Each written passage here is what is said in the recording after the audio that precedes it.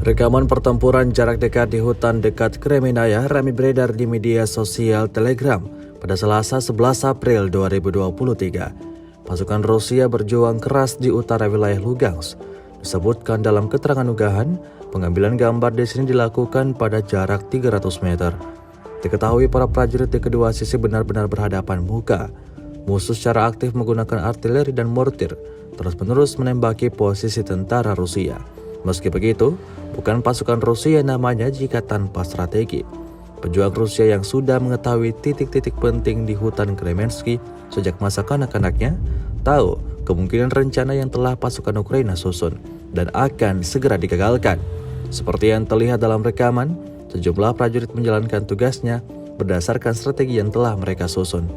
Mengikuti tank, infanteri dari Brigade keempat memasuki pertempuran, dan hasilnya posisi angkatan bersenjata Ukraina berhasil direbut.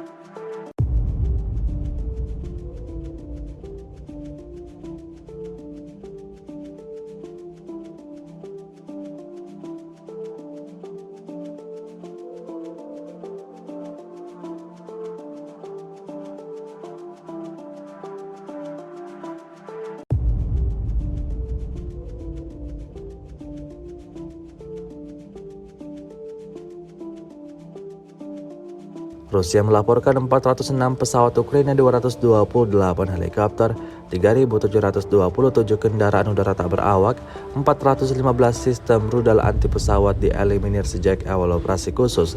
Dari kubu Kiev, Kementerian Pertahanan Ukraina melaporkan 670 tentara Rusia dieliminir dalam sehari terakhir.